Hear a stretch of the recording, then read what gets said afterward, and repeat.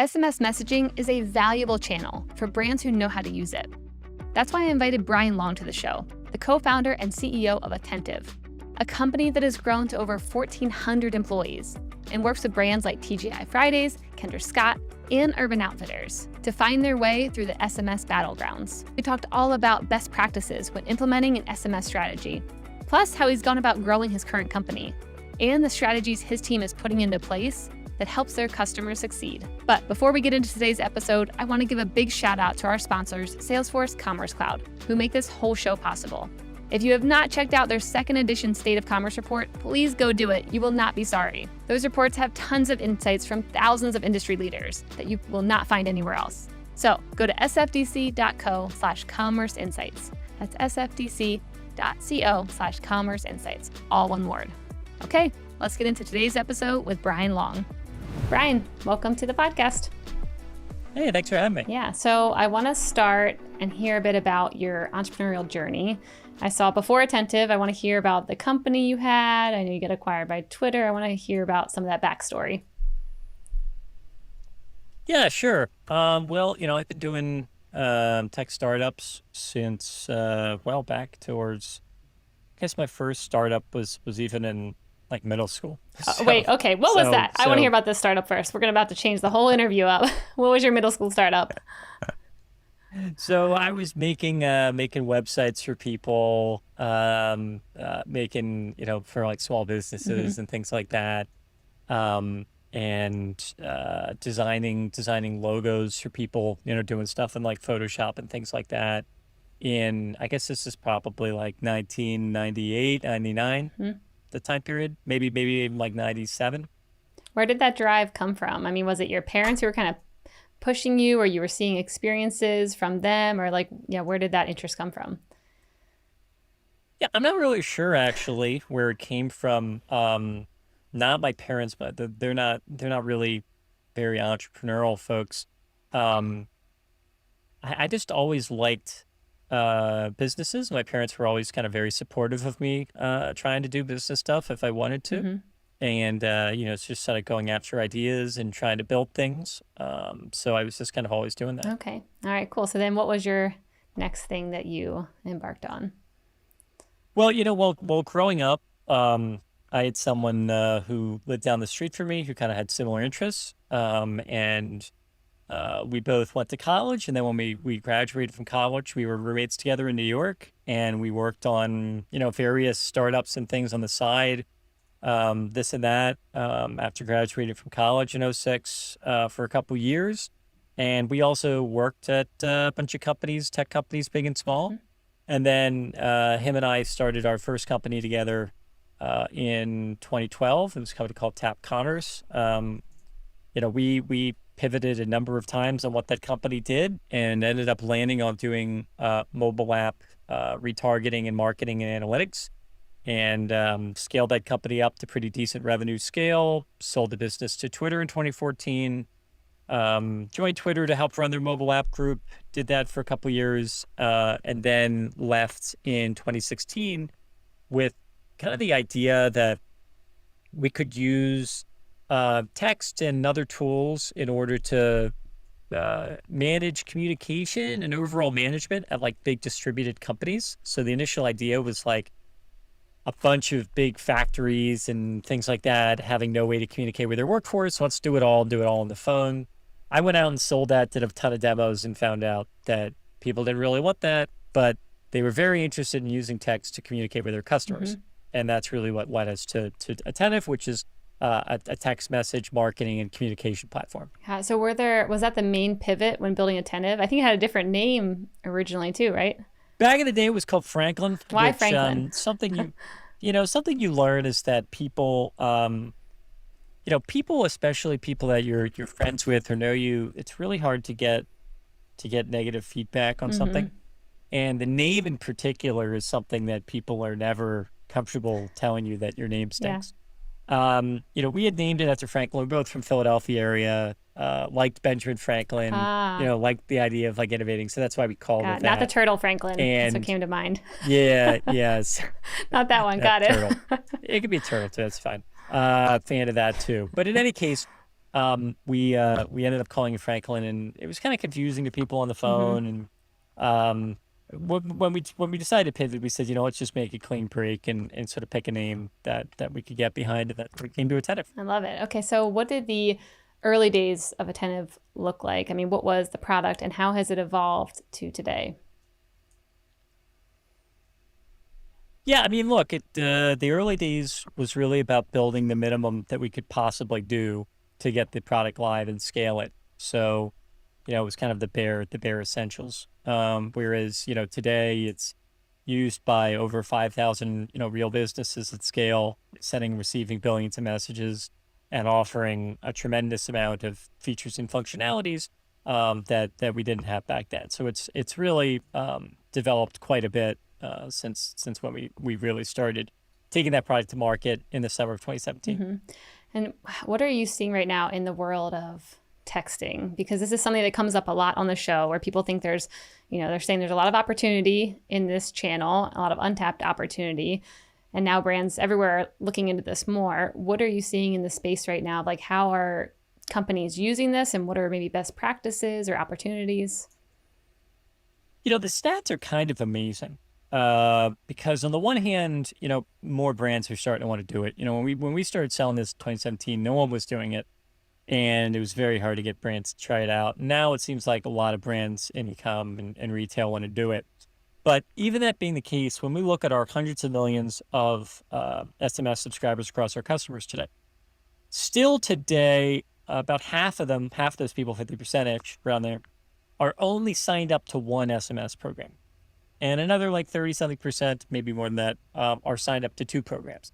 So while the channel is something that people are beginning to embrace, it is not saturated, right? So that means that the average consumer here is still getting, let's say the average brand is sending 1 or 2 messages, maybe 2 messages a week. Person's only signed up to maybe 1.5, 2 programs. That means that on a weekly basis, they're still only getting, a couple messages on SMS. Whereas if we went to something like email, the average person, I think, is getting like 150, 200 emails every day. Yep. So, thousands in a weekly basis as compared to like 3 or 4 for SMS. So I think that SMS is very, very, very far from saturation today. Yeah. How do you guide your clients on creating good, text strategies? Because and I'm sure you've had this too. You get some texts from a brand and you're like, no, just no on everything you're sending me. I don't want to get spammed for a 5% discount over and over, or that you're offering me something that I never cared about. Versus the other ones, I'm like, oh, that's interesting. Okay, now I want to follow that link and actually buy that. And so how do you advise brands to think about this as a strategy? Yeah, when we started doing it, we looked at some of the brands that were doing it because it was a small percent, like 4% or something at top 1,000 retail. There were certain companies doing it, but as you alluded to, a lot of the programs were just the same message every week or two, right? And it was like, don't send the same thing over and over and over again. It is very different from email, right? I think the biggest mistake people make is they take what they're doing in email and they just move it to text. But it's, it's so different because in email, you're only going to have 10, 15, maybe 20% of people even opening it. And, in terms of the actual content, click-through rates could be like 1%. So you can be repetitive in email because a lot of people aren't going to see it. In SMS, they saw it. Yeah. Right? So you don't have to have that same concern, but it also means that you have to be creative around the type of messaging you send, and, keep it fresh, keep it relevant. Sure, it's a reminder to shop, but you also want it something that delights the end consumer. So there are certain types of messages that you mentioned where it's repetitive. Have you said this type of thing before? That will get the highest opt-out rates. And you do want to keep a close eye on those opt-out rates. Make sure that you're not sending repetitive content, and personalize the message. We can do segmentation. We can do custom content in the message in order to personalize it. That sort of thing in order to make sure that it's personal.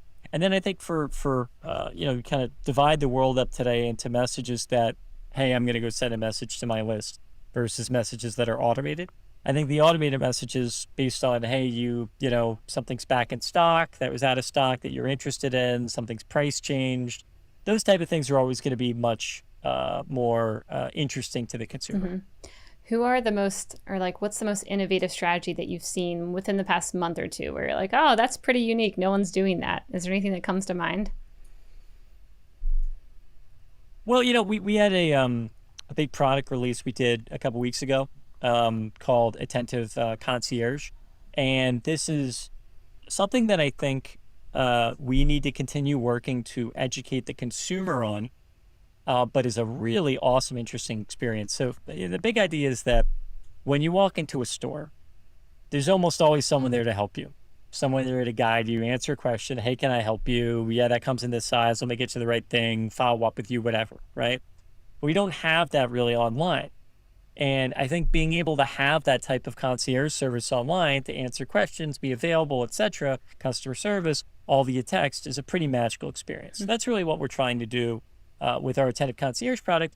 And it's a lot of it is people powered. So a lot of it is still people behind the scenes doing it. It's not just some bot, which means we can actually deliver a great experience to the consumer. So I think that's probably the newest, coolest thing that we've launched and are seeing pretty fantastic results on. That's awesome. And is it the brand or retailers' employees who are on the other side of that and answering the questions? Or is that the Attentive It's team? our people. It's actually Attentive people. Okay. Yeah. How do you know how to keep within their branding guidelines, or how to I'm thinking if you're like Levi Strauss, you have one kind of way that you speak versus like a Abercrombie, if they're still a thing. I don't know, but they have another way of talking to the younger generation. How do you adapt to that?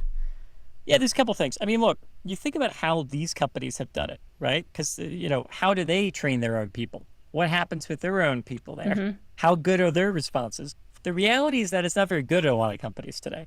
They train some offshore team that has like a booklet of what the company is and they respond. So this idea that because they have the people in-house and pay them, and by the way, they're not in-house in most of these companies, it's some outsourced service company who has them across a number of different accounts and is offshore and doesn't know anything about the business and says Levi Strauss, whatever. So not that Levi in particular, I don't know how Levi does their support. But what I'm saying is that there's an assumption that these in-house people are great and that they have a great system and great training and great software and everything that they've rolled out, great process. In a lot of cases, I don't think they do. And I think there's an opportunity to do that really great by understanding the brand, having a very set way that you're training people on that brand to serve that brand. And then for our side, we have people that are dedicated to particular brands. So, if you're getting, pretty decent volume, you're going to have people that are just working on your brand. Yeah. Do you ever, how do you show who's on the other side of that message? I can imagine fun ways to be like, hey, take a selfie of yourself and send it to that customer. Then I have a connection. I know who I'm talking to. It feels like they're really there, even if they are or not like they are. But what kind of things like that do you do to personalize it on the other side as well? Stephanie, did we sign something before this saying that any product ideas we get from you, we don't have to pay you for it? You can have them all. I always just give out constant ideas all the time. I'm like, that'd be so fun to be like, hey, Shelly, we're already friends. And now I really want to go deep with you in this text message because I saw your friendly face. I think that's a really great point to make. And we need to bring even more personality like that into our messages. I think we bring some. And take it away from the company to the individual and being able to make that connection, because that is what happens in store, right? That the part of the thing that is nice about in store, when you go in store, other than being able to hold the thing, is to be able to ask the person and get concrete answers, right? When that person's great, it is a great experience in store, and it increases the rate of purchase a lot more. I also think a little bit about on-site live chat, right? I think on-site live chat today on mobile web is terrible because you go on a website, you type your live chat, you're waiting for a response, you go do something else, totally forget about it. And then you go back a bit later and the person joined you and then they went away. And then the cycle repeats itself. Yeah. So I think being able to have that same type of live chat experience happen over SMS is just clearly much better. Yeah, I agree. There's this one company, I don't know if they're widespread outside of Austin, but they're called Alive Water, and you can basically get water delivered to you in these glass jugs.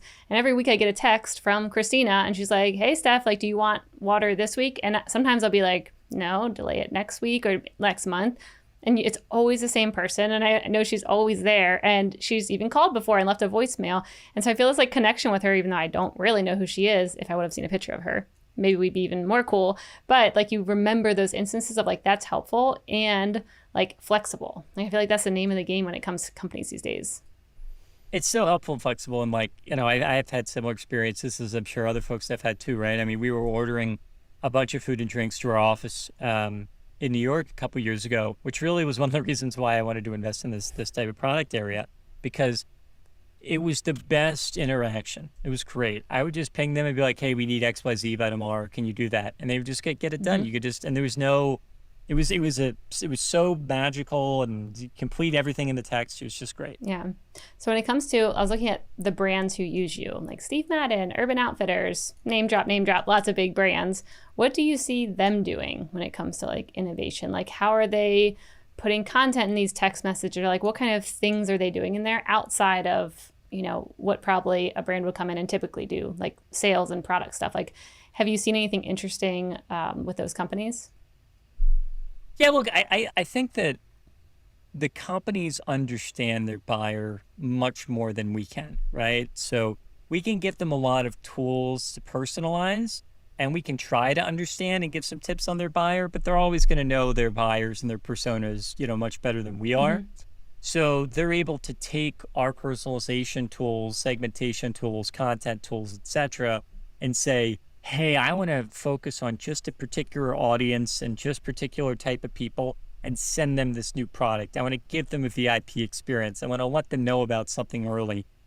So for us, it's really just us empowering them with the tool set, but they're still bringing, a lot of their creative processes to bear. Got it. Do you have any benchmark metrics that you share with your customers? Like, here's a good click rate, or how do you think about metrics when it comes to the world of SMS? Yeah, I mean, at the top level of metrics, I think the goal has to be that you can drive over 20% of sales from the SMS channel. So if you're not doing SMS today, that should be your goal. If you're doing SMS today and you've been doing it for a bit and it's still, not getting close to that, and it's even still single digits or something, then you should double click into why. And I think there's usually a couple factors on what's driving that headline metric for me. Number one, are you getting people to sign up, right? And for a lot of customers, most of our customers that we add today, our net new customers, are coming in with a list of 0, right? So they need to start from just going 0 to 60 as fast as they can. So growing their SMS list is a really important thing. So we've built a lot of product to do that. I think we do that better than anyone. When people migrate to us who have existing programs, we often hear and see metrics that they're growing their list many, many times faster than they were previously. So, number one, I think, is getting that list growth right and constantly optimizing it, because it's such a big factor to the end success of the rest of the program. People will come to us sometimes in October with no program, and they'll say, "Hey, we want to make a bunch of money on SMS this holiday season." And we'll say, "Well, we can make some, but like the real way to do that is to start building your list last January and build it the whole year, and then, engage people come holiday." So, I did, when people think about holiday and making it impactful, it's like, you got to do that work now, to grow the SMS list now to be impactful come holiday. Yeah. Do you think, or have you seen users being hesitant to put their phone numbers in place? I mean, I know I am. When someone's like, "Give me your phone number," I'm like, "No, what do you want it for?" So how do you see brands, getting these lists, and like, what are they doing to want the customer to want to share that information? Well, I think the key here is that you don't want the consumer to have to think about something. You don't, it's the same way that, taking your credit card out of your pocket, right? With your phone number, you kind of got to like think to type it in. And we kind of realized this, and we developed this technology back in 2016, 2017, we call our two-tap sign-up, where someone can sign up to get text messages by tapping once to generate the text message, then tap again to send the message to the brand that says, "I want to get messages," because we do require, the consumer to give that consent and opt in to get those messages. But what's really cool about that is that the consumer doesn't have to remember what their number is. They don't have to type in the number. It's just tap once to generate the message, tap again to send it. So that's far and away our most popular way that consumers have for signing up to get text messages. It's really fluid, and I think it makes it a much more magical experience. And that's on the brand's website that they have that option. That's on their website, but it can also be in social media. Okay. They can have a button on Instagram you tap that generates the text message. It could be a landing page It could be embedded in someone else's website. It could be clicked from an email. It could be a scanned QR code. So there's a lot of different ways that we trigger our two-tap sign-up. Got it. Okay, so I want to shift over a bit and hear about you building up the company. First, how many employees do you have now? I think we have about 1,400 employees today. It's a lot of employees. Okay, so what did that look like growing to have that many employees under you? Like, how do you think about, leadership styles and keeping your culture? What did that look like growing as quickly as you did? I mean, it's tough. It's tough. I think that, I was someone that I've worked at a bunch of startups before, and you heard all the sort of culture stuff and whatnot. And I was always kind of cynical about it and said, all these companies, they say the same things in culture. What does it really mean? It's a bunch of BS. But I think that I saw when we went from, I guess it was about 150, 200 people, where the culture that was enforced just working together and stylistically needed to be more formalized. And that was the first time that we formalized our culture and created sort of like 8 core values around our culture. And then as we scaled up more and more and more, we felt like it was pretty hard for people to get direction because 8 is a lot, right? So, the last 6 months, we refocused it on just 4 core values that we've really tried to instill to people about what we're about. And I think if you get them right, recruiting should get mad at you, because if you get it right, it should make recruiting's job a lot harder. I think that the biggest mistakes we've made about hiring people that didn't work out. And look, I think it's the company's fault when people don't work out, right? I think it's almost always the company's fault because the company the hiring manager, the company, whoever it is, they didn't think enough about what the characteristics were to be successful in the role. They didn't support the person enough when they joined the company.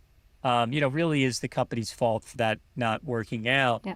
And I think some of that does come back to lack of clarity around what our real company values are. And I think when you have too many of them, it's hard to know what really matters. I worked at a place once that had 10 core values, not a company I started. And it was like the values were contradictory. Like there would be because there's so many, and then, they have to be. but a bunch of them were contradictory, like directly contradictory. Right. And you'd be like, aren't value 2 and value 8 like directly contradictory? And you're like, yeah, they are, but that's because it shows our balance. And it's like, no, that doesn't make any sense. So we try not to be contradictory in our core values as well. And I think people should be able to go in an interview, and when someone brings up values, they should just know, here's our core values. Here's 4 of them. I can remember them. I know about them. And when we talk about why someone, is performing or not, we can point to those. Okay, so what are your 4 that you whittled down to? I thought you might go that direction. Let's make sure I get them all. Yeah, if you need a second to think about them, that's okay. I hopefully I don't. Hopefully I don't. To me, I think there's 4. The most important, though, to me, is default to action, which is just this idea that speed is far and away the best offense as well as the best defense for business. And it means a lot of things. It means that, you recognize that there are very few decisions that you make that you can't change your mind later. It also embraces a culture of changing your mind and being able to kind of go another direction when new evidence is available to you.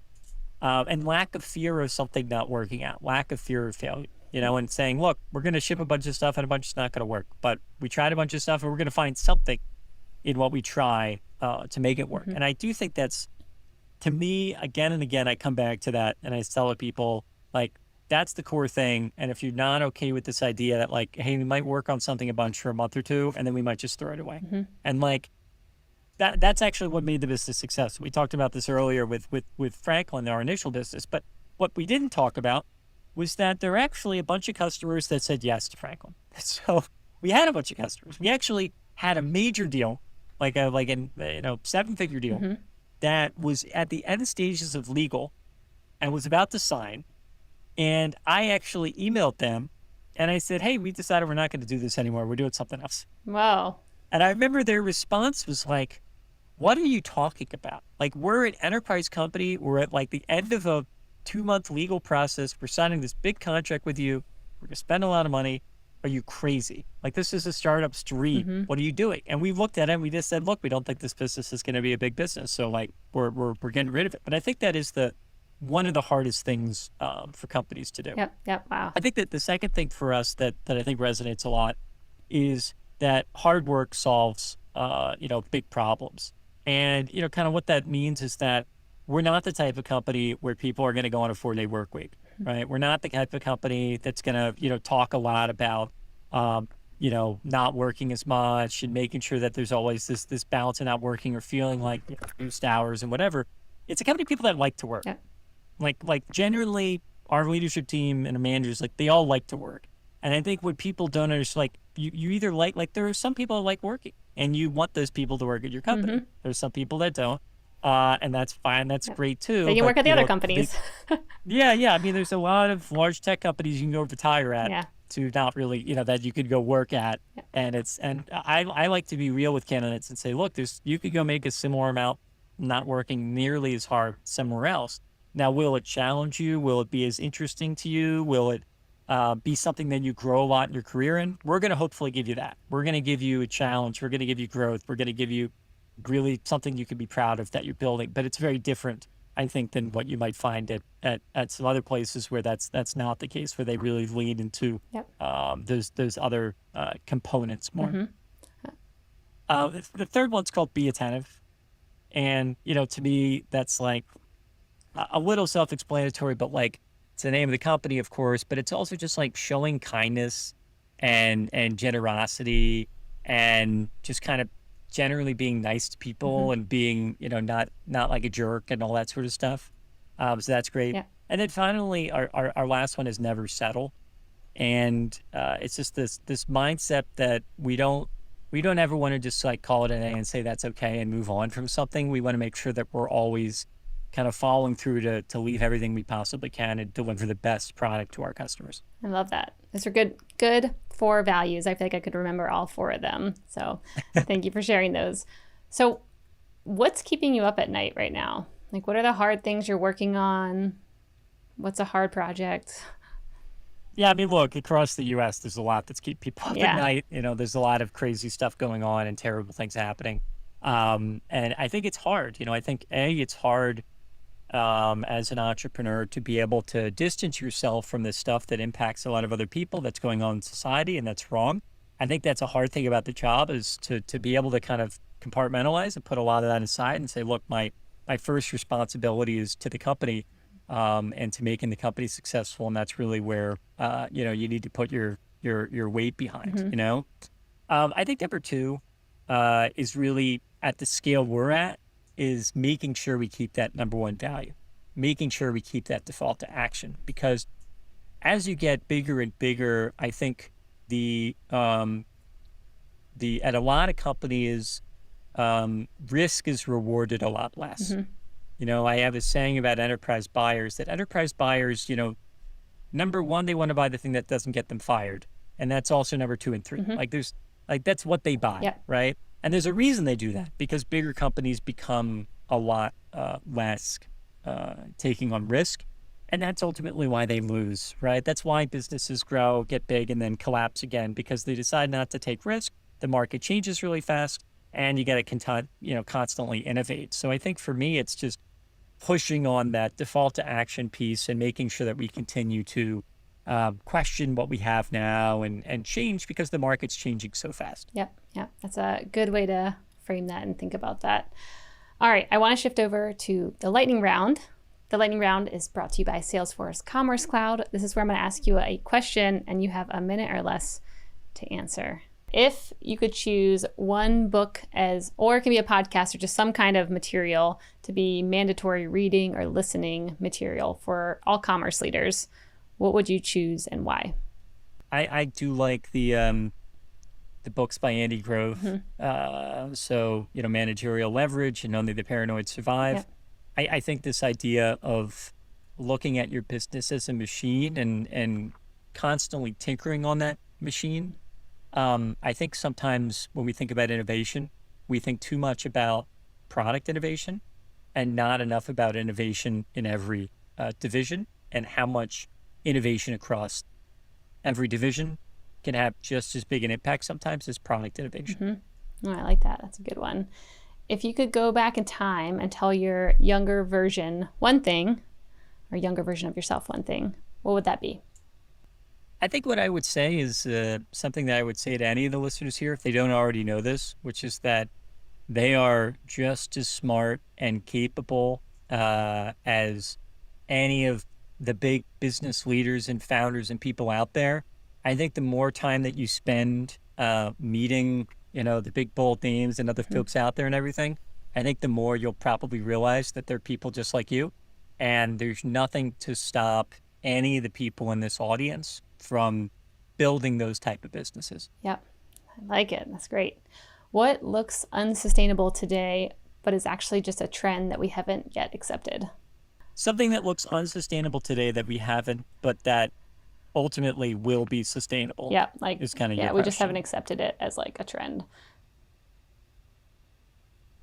So some people might say blockchain or Web3 or inflation. I'm not being pushed into that area because I have no idea what's going to happen there. I think probably speed of innovation, in general. I think that there's a thought, I think, with the investment scale that happened last year in 2021 that a lot of, companies were overvalued and too much money went into the ecosystem and blah, blah, blah. And I think that that's true, that a lot of companies were overvalued and things got a little wacky. But I do think at the same time that there is more room than ever for innovation, that the building blocks to make a company are easier than they've ever been. And you can scale up and build a company faster than ever. And then I think on the talent side, it's actually unbelievable what exists and how much it's changed in my professional career. And I've been working for about 15 years.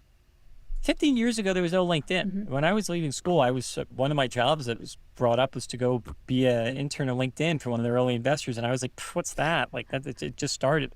So before LinkedIn, changing jobs and moving around was very hard. Getting a job was very hard. And once people got it, they kept it for a long time. Now people can hop around so easily, talent's so much easier. This is so much better for innovation. I think that's the thing that blows me away is how much you can find people that hop around, that take new jobs, that move on to things. And that makes it so much easier for startups because the reason people stayed at big companies was the security. But you know what? Now they can hop around. They don't need to worry about that. They can take risks. I think that's just the LinkedIn and kind of the world of talent being movable and coupled with the building blocks of technology. I think the amount of innovation we're going to see in disruption is going to be just tremendous over the next 20 years. Oh, I love that. I like the optimistic view on that, where many other people might say something different. So I like your viewpoint. I'm sticking with that one too. But it's like, it's both those things, right? Like, look, the valuations were nuts last year and a lot of people got much more money than they needed or should have gotten. And things got totally wacky and the stock market was totally wacky, right? Because the multiples made no sense. But that's different from what I'm saying, which is that there's so much room for continued innovation in so many industries. And look, I'll say something else. I think there's overinvestment in areas where the buyer is the builder. So we're over-investing in areas like developer tools and software for developers and whatever for developers. There's all this crap that developers are building for themselves. And there's way too many of those companies. And there's not enough companies to serve everyone else and all the other problems that exist. So I love problems that aren't developer problems. I think there's so many different things to sell. Yep. That's awesome. Okay. Last one. What's the next big step that you need to take? It can be at Attentive or it can be personally, but what's that next big thing that you're like, you need to take?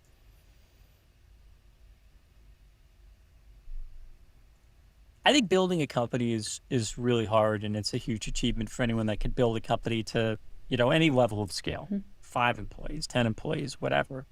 Even just yourself. So I think that's really hard to do, right? And then, there's certain marks and scale of a company that it gets harder and harder to kind of keep up. And I think that for us, the question is, how do we build this into an enduring company that, 10, 15, 20 plus years down the line is still going to be a great going concern.